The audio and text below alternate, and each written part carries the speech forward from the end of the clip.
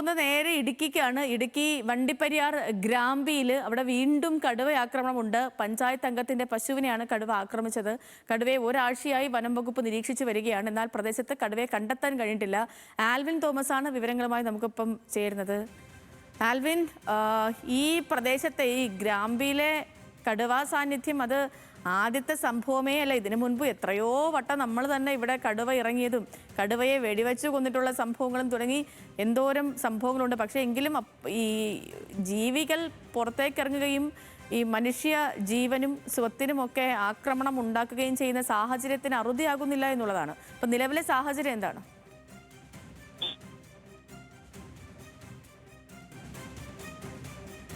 അടക്കമുള്ള അരണക്കല്ല്, അതോടൊപ്പം തന്നെ ഉള്ള പ്രദേശങ്ങളിൽ തങ്കമല തുടങ്ങിയ പ്രദേശങ്ങളിലൊക്കെ ഈ കടുവയുടെ സാന്നിധ്യം കഴിഞ്ഞ 1-2 ആഴ്ചകളിലായി ഉണ്ട്. ഈ കടുവേനെ മുമ്പ് മൂന്നാറിൽ നിന്ന് പിടികൂടി, മൂന്നാറിൽ ജനവാസ മേഖലയിൽ ഇറങ്ങിയ കടുവയാണ്.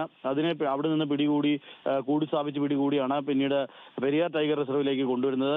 പെരിയാർ ടൈഗർ റിസർവിനോട് ചേർന്നുള്ള പ്രദേശങ്ങളിലേക്കാണ് ഇപ്പോൾ ഇത് വീണ്ടും ജനവാസ മേഖലകളിലേക്ക് എത്തുന്നത് എന്നുള്ളതാണ്. ഇന്നലെ വൈകിട്ടോടു കൂടിയാണ് ഈ വണ്ടിപ്പെരിയാർ ഗ്രാമപഞ്ചായത്തിലെ ഒരു മെമ്പർ കൂടിയായ മതിയാഴന്റെ വളർത്തുമൃഗം ഒരു വളർത്തുപശുവിനെ ഇത് കടുവ ആക്രമിക്കുന്നത്. പശുവിന്റെ ദേഹമാസകലം കടുവയുടെ നഖത്തിന്റെ പാടുകളൊക്കെ ഉണ്ട്.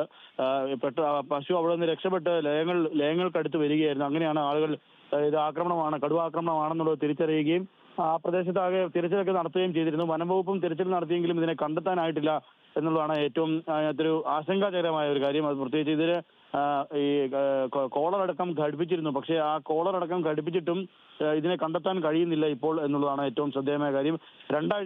ഏതാണ്ട് ഒരു 2 ആഴ്ചക്കിടയിൽ ഏതാണ്ട് 9 വളർത്തുമൃഗങ്ങളെ ഈ പ്രദേശത്ത് ഈ കടുവ ആക്രമിച്ച് കൊന്നിട്ടുണ്ട് എന്നുള്ളതാണ് നമുക്ക് അവിടെ നിന്നൊക്കെ വിവരങ്ങൾ ലഭിച്ചിരുന്നത്. അതുകൊണ്ട് തന്നെ ഈ കടുവയെ എത്രയും വേഗം കൂട് സ്ഥാപിച്ച് അതിനെ പിടികൂടണമെന്നുള്ളതാണ് അവിടുത്തെ ആളുകളുടെ ആവശ്യം. വലിയ ഭീതിയാണ് ആളുകൾക്കുള്ളത്. പ്രത്യേകിച്ച് രാത്രി കാലങ്ങളിലൊക്കെ പുറത്തേക്ക് ഇറങ്ങാൻ ഒരു വലിയ ഭീതിയാണ് ഉള്ളത്. അതുകൊണ്ട് തന്നെ കടുവയെ എത്രയും പെട്ടെന്ന് കൂട് സ്ഥാപിച്ച് ഇതിനെ പിടികൂടണമെന്നുള്ളൊരു ആവശ്യമാണ് നാട്ടുകാർ ഇപ്പോൾ ഉന്നയിക്കുന്നത്. ശരി അൽവിൻ, ശരി. ഒരു പ്രധാനപ്പെട്ട വാർത്തയിലേക്ക്